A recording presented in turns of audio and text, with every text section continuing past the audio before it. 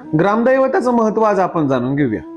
आता मी काही दिवसापूर्वी काशीमध्ये काशी या क्षेत्री साधनेसाठी व ध्यानासाठी गेलो होतो. त्या ठिकाणी कालभैरवनाथाचे दर्शन केलेला माझा व्हिडिओ तुम्ही पाहिला असेल. असंख्य ठिकाणी गावामध्ये काळभैरव, मारुती आणि महादेवाचे मंदिर असतात. परंतु आपण काय करतो मित्रांनो, माझा एक जिवंत अनुभव मी तुम्हाला सांगतो.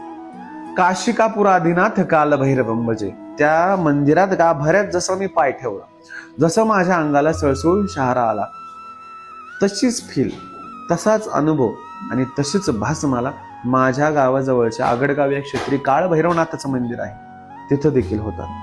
आपण आपल्या जवळची ऊर्जा कमी समजतो आणि बाहेर देव शोधतो. मित्रांनो, देव आपल्या अंतःकरणात असतं, आपल्या जवळ असतं. म्हणून ग्रामदैवताची सेवा न चुकता करणं हे आपलं आद्य कर्तव्य आहे. जवळ ग्रामदैवत म्हणजे गावात जे जे मंदिर आहेत त्यांना आपली सेवा झालीच पाहिजे, हे तुम्ही सर्वात महत्वाचं लक्षात ठेवा. आणि मग परमार्थ आणि बाहेरची जी यात्रा आहे ते आपल्याला करण्याचा अधिकार असतो. जवळ आपण आपल्या ग्रामदैवताला मुभा मागत नाही, तर बाहेरच्या देवांचे, क्षेत्रपालांचे देखील दर्शन करता येईल. ओम काय